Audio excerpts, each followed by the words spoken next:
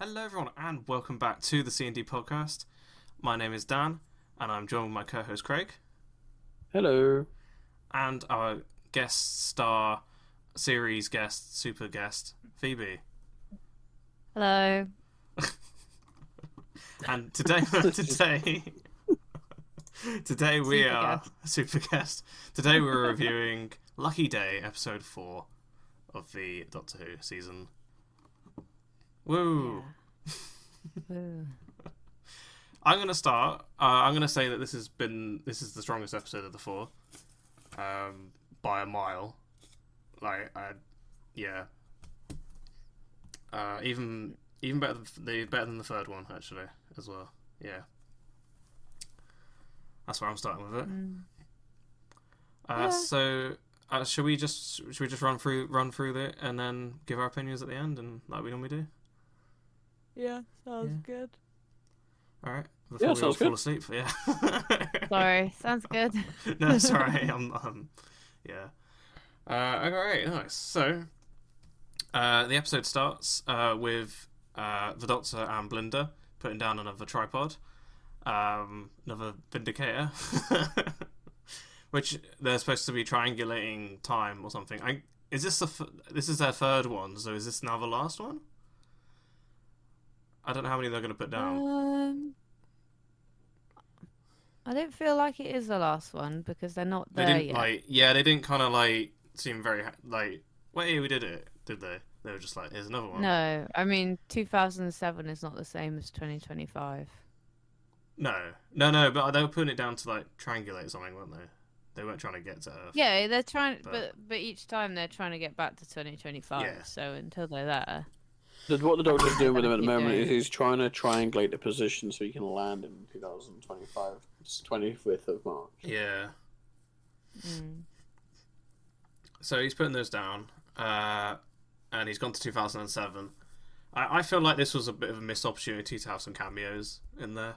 I was saying to Phoebe, this has been great. I don't know who was around 2007. What was Martha, wasn't it? Yeah. But Um, then again, it's so brief in the episode. Like you kind of don't want. it might have been a If you're wasted gonna bring cameo, a character. but Yeah, if you're gonna bring a character back, bring a character back like they did. Like I was watching them talk about the school reunion where Liz Sladen came back, and she said she doesn't want to do it if she didn't want to do it if she was just gonna be like a cheap joke or a cheap cameo. And I think that's the general feeling about if you're gonna bring a companion bank or reference someone, they kind of need to come back properly and in an episode, rather than just appear. I feel So like I didn't mind too much. yeah, I feel like if Wilf was still alive, he might have been a good cameo for that. Because he was around then, wasn't he? I think. I loved Wolf. Yeah. Yeah, I think he would have been a good cameo because also he wouldn't have recognised the Doctor as well, but he would have recognised the TARDIS, I think. Yeah. Yeah, I suppose so. And also, because the problem with younger actors is, they would have aged by now, so having Martha there would have been a bit oh, she's, aged 15 years. Whereas with older actors, they, typically don't look too different. I don't know.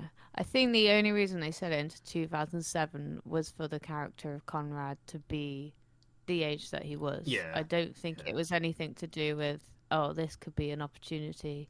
So I don't really see it as a missed opportunity. I kind of, having watched the whole episode, I think it would have actually taken away from the storytelling. Mm-hmm. And then we would have been like, why aren't they in it more? Yeah. Sort of thing. So, no. But yeah, they land in 2007. It's New Year's Eve. Yeah. Yeah, so yeah, and then he meets Conrad as a child. And he seems to go I don't know, when he ran to his mum was like, "Oh, I just met the Doctor and Blinda or something." He seemed to almost already know who they were. Well, they told him their names. Yeah, but the way he was telling his mum, "Oh, I just met them," almost like he knew who they were prior. I don't know. It's just kind of the way he said it, but Yeah, although I feel like he was just saying, I just met these people called the the Doctor and Belinda, and they just came out of a blue box. Wasn't that what he was saying? Yeah. Like, they just appeared out of nowhere.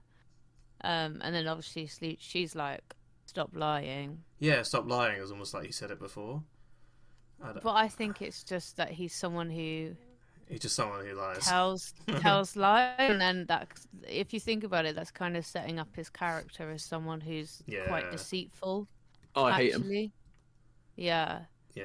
So like me, yeah, he's just a bit of a pathological liar, maybe. But on this occasion, he was telling the truth. Yeah. I don't know. Yeah. Yeah. No, I did. I remember. Didn't his mum like hit him a little bit? Like.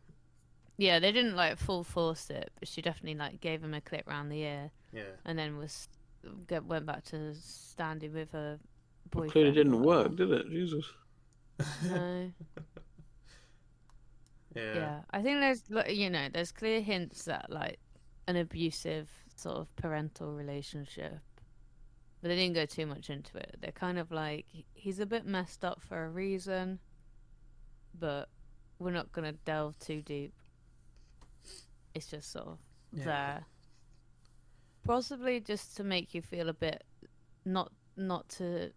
It's like they don't want you to empathize with them too much. As a character, so they're sort of like, yeah, he's kind of like that for a reason, but he's also like could have been good and has chosen not to. I don't know. Yeah, so we move on to, I'm guessing 2025. I don't think it was kind of clear because 2025 doesn't exist. So. But doesn't it cut to him seeing the TARDIS for the first time, or is it straight to the podcast? I can't remember. It's kind of a bit of both, isn't it? It's kind of flits between the two. Yeah, so he spots it a year prior, from season 1, I guess, when Ruby was hanging out with the Doctor. Yeah, they sort of mentioned that they'd just seen the Beatles, so it's like after episode 3 or something. 2? Yeah, maybe. 2? Yeah, that was episode 2. I can't remember now. It was early season 1, yeah. And so they find I can't remember what the creature's called now. Yeah, he goes into this abandoned department store, and obviously the first time you see all those mannequins, you'll be like, oh, are they gonna bring back the Autons? But no, it's just this alien called the Shriek, and he gets a bit of green gloop on him, and he's clearly like sleuthing out. You can hear some weird noises, and you're like, oh no, what's gonna happen? And then all of a sudden the Doctor and Ruby appear, and they've like kind of dealt with the Shriek. Yeah. And then there's this whole like little bit of exposition about him giving her the anecdote or whatever, and then it kind of just sets up the rest of the story. But then they disappear, and he gets a picture of Ruby. Oh yeah, he does. Yeah. So yeah, then it was like you said, it was kind of jumping between the two. But yeah, then a year on, he then gets her on to the podcast. Yeah. Which is weird because like I don't know, as someone who like doesn't believe in any of the unit stuff, he then runs a podcast about it. I don't think that's. I don't think that's made clear. I think the whole point was that he was setting it all up for people to then expose it as lies. Yeah. I don't know. It is a bit strange. Yeah, definitely. Because the podcast can't have been about exposing the lies straight away. It must have just been like building to it as if it was real, getting all these people on. I don't know. Yeah. No, it's weird. Anyway, I don't Ruby know. goes on it. I'm surprised she even goes on it. Like, Usually the doctor's like, you can't tell anyone about what we've done or whatever. And she's all like, yeah, I'm just going to go on this podcast. Like, Yeah. okay, love. Yeah, but what we're missing is unit's very much not a hidden thing anymore. So I think it's changed since then. Yeah, I guess so. Yeah, it used to be like no one knew about Unit. Now they've got a Very massive tower in the middle of London with a unit on the Yeah, side, like the Avengers. Yeah, Start Tower, yeah. Yeah. So yeah, so then he invites her out on a date, Yeah. and it's nice. We actually get to see the family again as well, which I didn't think they'd come back, but Yeah, I'd like forgotten about her new mum at first, and I was like, "Who is that woman?" I thought it was like I her actually best did it well, mate. to be fair. And then I was like, "Oh, it's her other mum, innit?" Yeah. yeah, I just forget how young Ruby's supposed to be, and I was like, "Oh, she seems a bit young." Yeah. yeah, Anyway. Yeah, it was nice to see them again and sort of develop that family relationship a bit more. yeah. Um, Yeah, it's something that like I feel like the rest of the season's been a bit lacking in. yeah, it was nice to have something that felt a bit more real and everyday, because that's what Doctor Who is supposed to do best, is sort of make the everyday seem a bit scarier or a bit more like exciting, and they haven't really done that because it's all been set in space even since like episode 1. Yeah, Well, no, what happened in episode 2? Oh, Lux. Yeah, well, that didn't feel real because it was 50s America. yeah, It didn't feel like home. It didn't feel like England. It didn't feel like anything that was like relatable yet until and this one. even in this episode, like with Ruby's family and all that, like I felt like we were more connected with Ruby and her family than we've been with Blinda the whole season. Mm.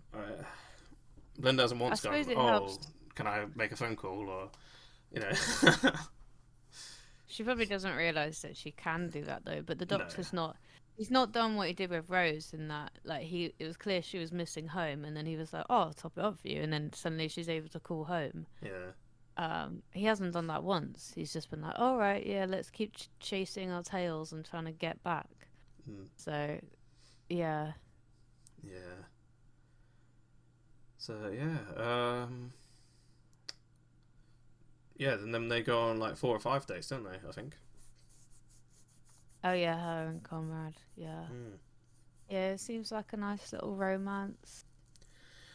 The bits I don't understand is like, as it's quite clearly obvious that like Electric is like fluctuating around him, and like, and I get that was part of his plot to like, you know, but there's bits where like there's like one bit where they're walking past a taxi and the taxi's headlights are flicking and stuff, and like I'm sorry, but like it's not like they went out to the taxi driver and was like, oh, by the way, can you just like, you know, have your headlights surge for a little bit.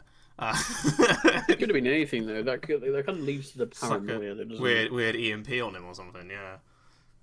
I wondered if because he didn't take the antidote that potentially it could have still been the Shriek. Although I know the Shriek was locked up. Yeah.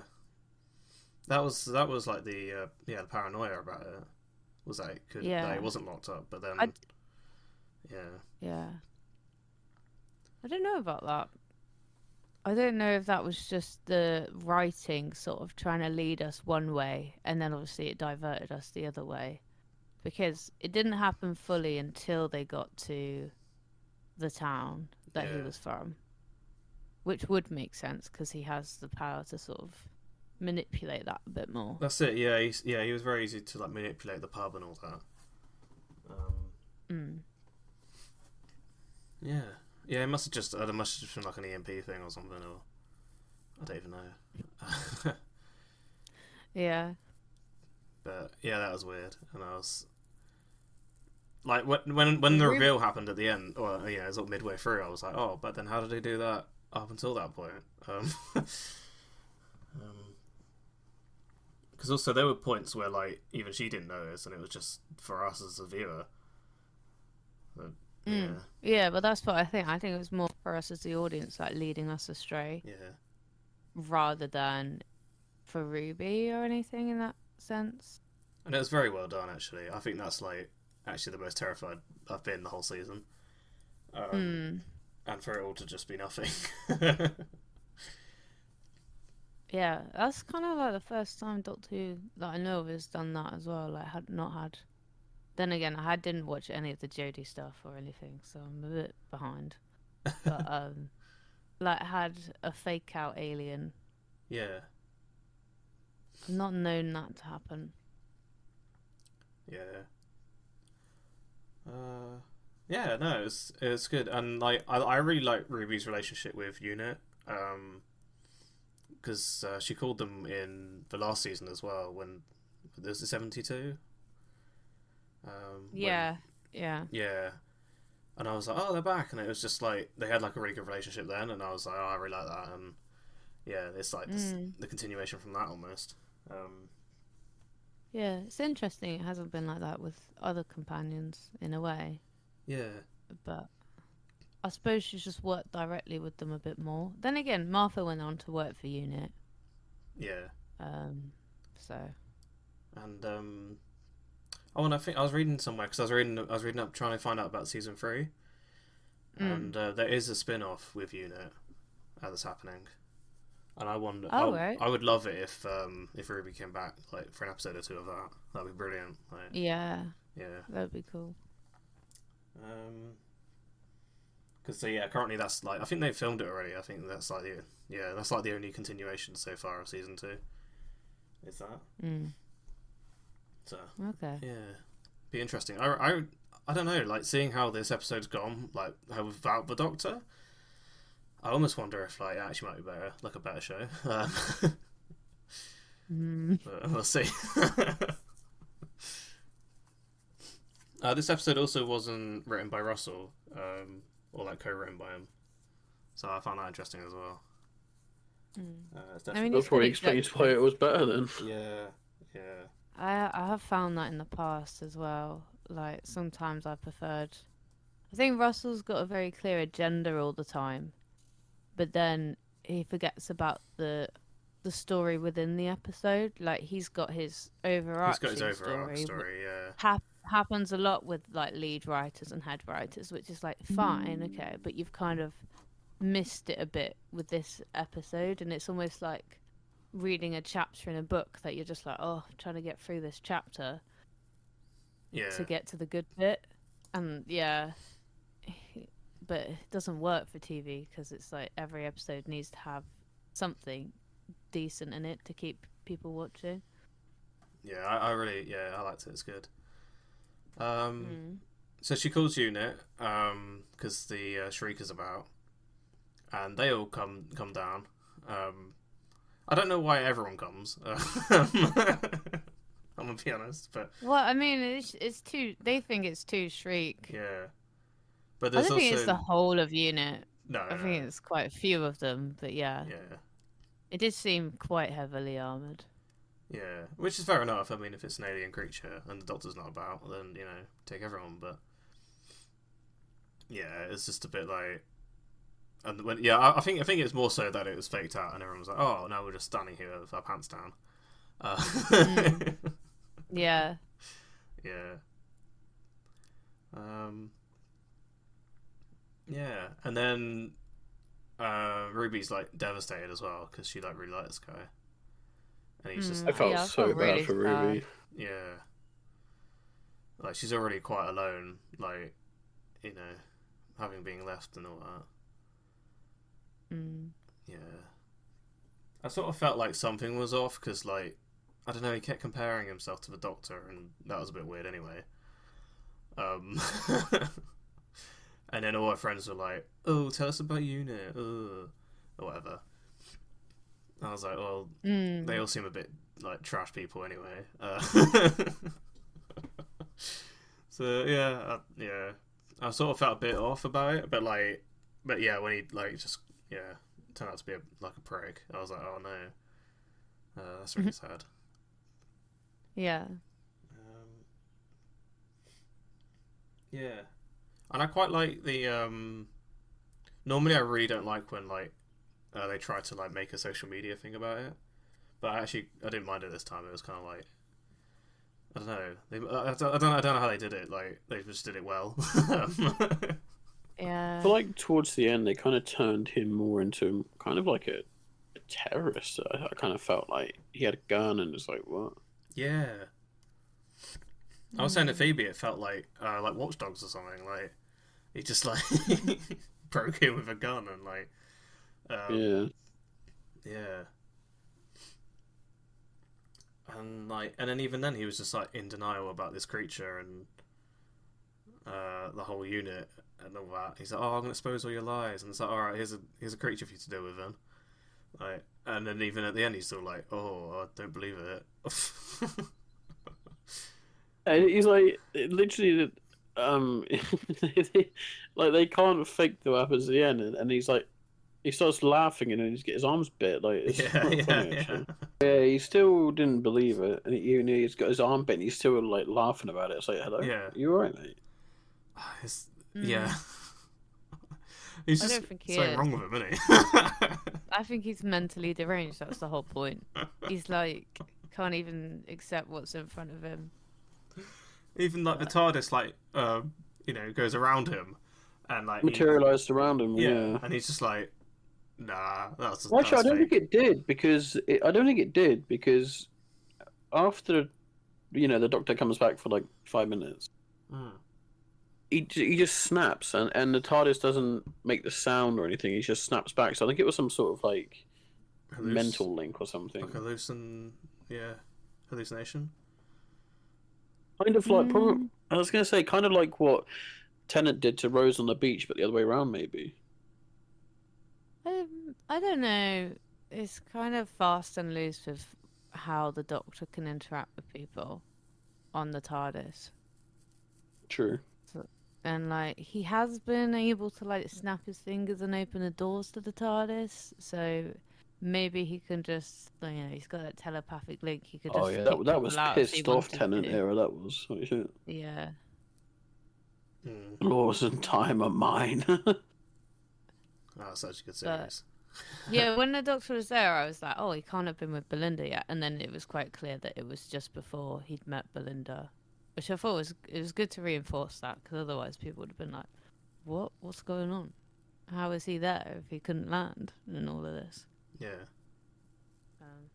But that's the end of the episode, anyway. Mrs. Flood comes back. I think she's like the warden or something. Yeah, she's like, I'm the governor. I'm the governor. I'm the governor. I'm gonna let you out. It's your lucky day. Apparently, I reckon he might come back like near the end. Like, I think she seems to be. I think there's going to be more than one enemy for the Doctor to fight at the end. I feel like she's leading some sort of like. I think in every episode we might get the combination of all the like. I think it's got something to do with the gods. I think she's probably the top god. It kind of reminds me of like the Joker and the Batman, and like she's the Joker collecting all these baddies to go up against. Yeah, but who do we know that's got a relationship like that with the Doctor, the Master? Yeah, true. Or the Trickster. Yeah. Kind of feel like it might be something different though. I suppose I'm hoping for something different because the Master's been overdone a little bit now. Yeah. But no, I think it's leading up to something good. I really enjoyed this episode. Yeah. I really like actually.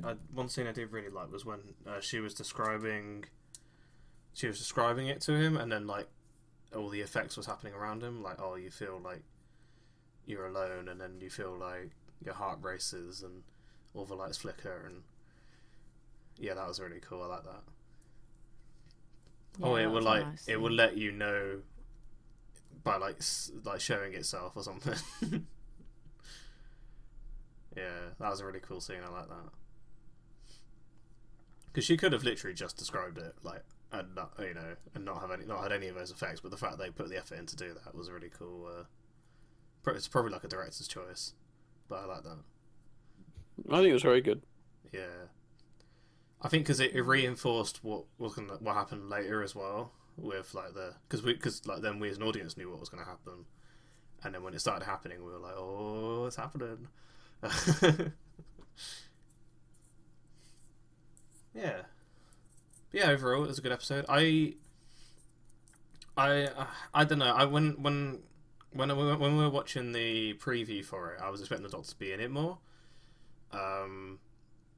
But like it was literally every scene that he was in anyway, just in the preview.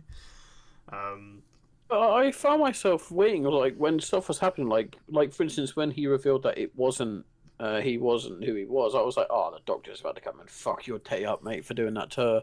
Yeah. And then he just come like, oh, okay. Yeah. Oh, now what?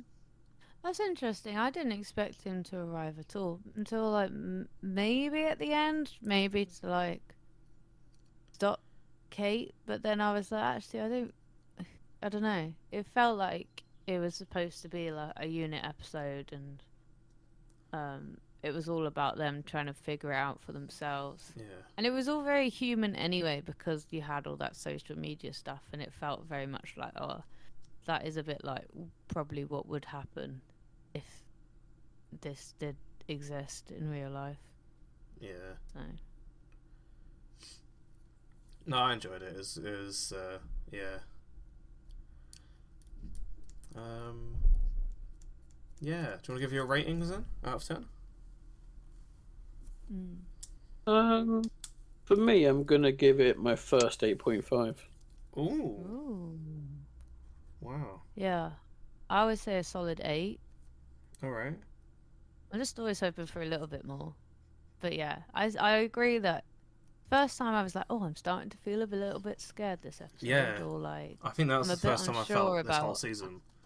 yeah, a bit unsure about how they're going to get themselves out of it. And also the whole thing about like unit collapsing was a bit like sad as well.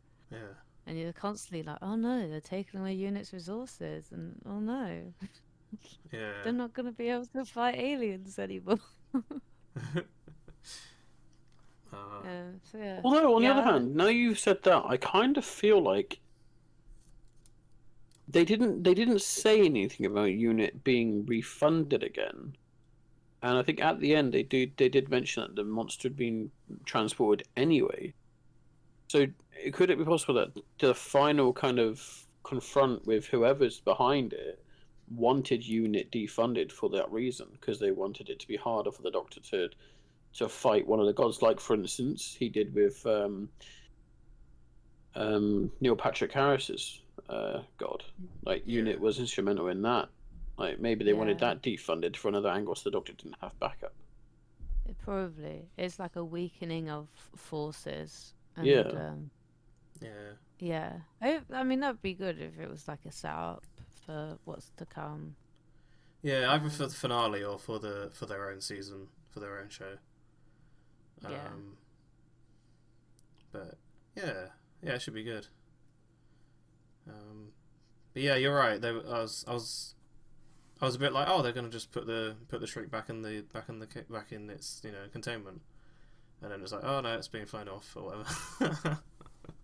Anyway, so yeah, maybe it will appear in the finale, or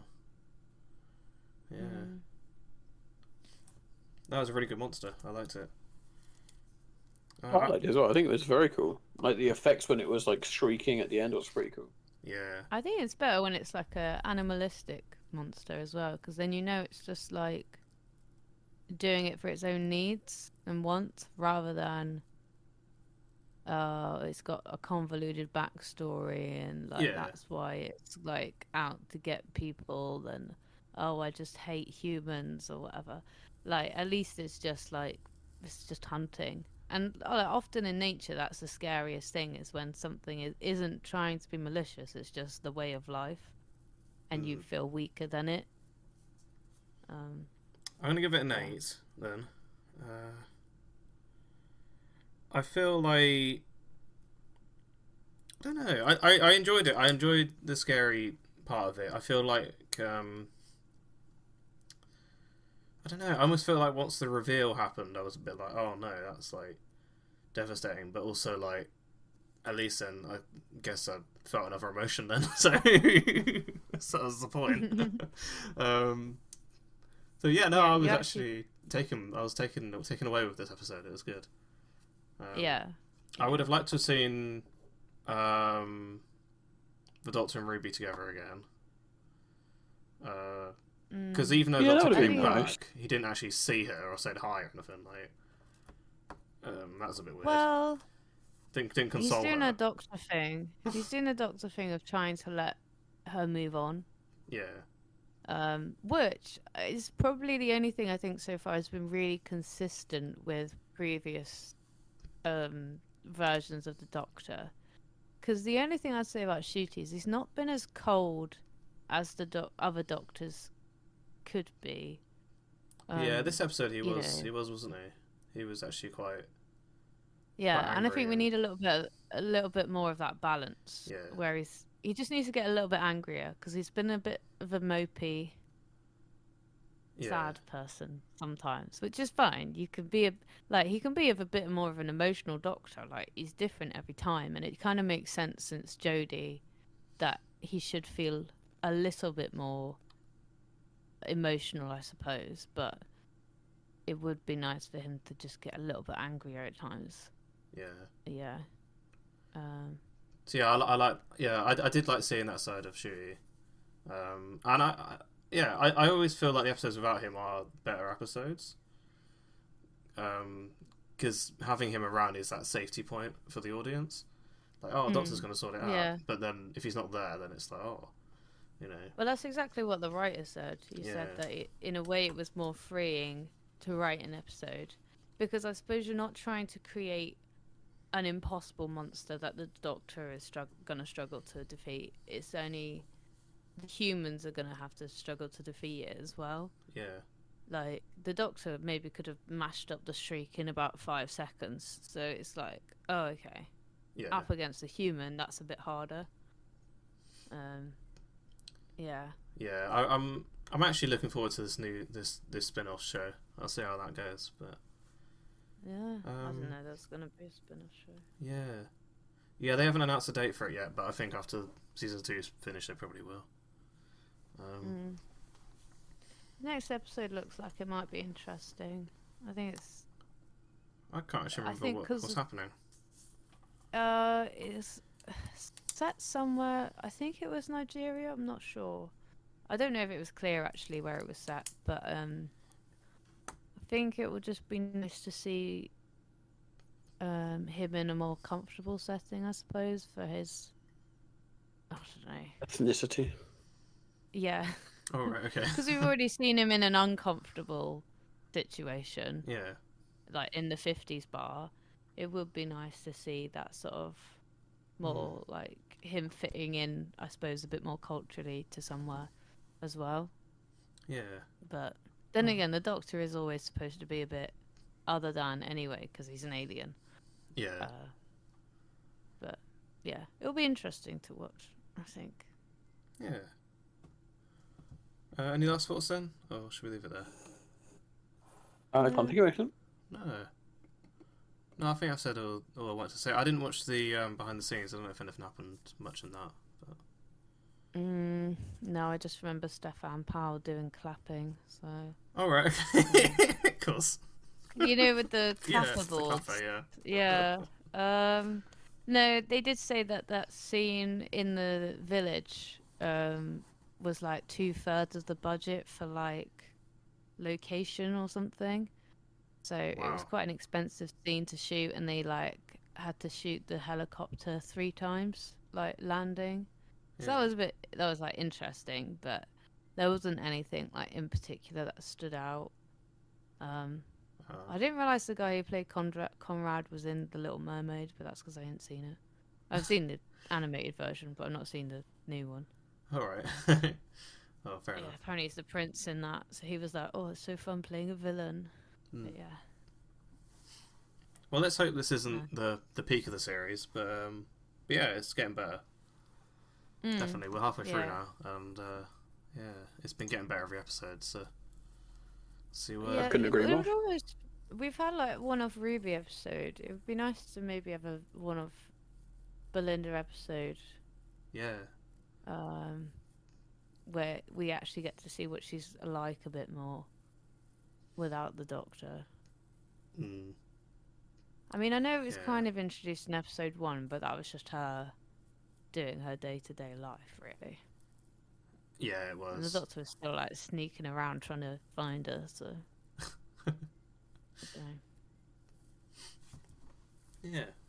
Alright, guys. Well, we'll see you all next week. Hopefully, we'll do it on a Saturday next time. But yeah, hope you lot have enjoyed, and from all three of us, we'll see you all next week. Bye. Bye. Bye.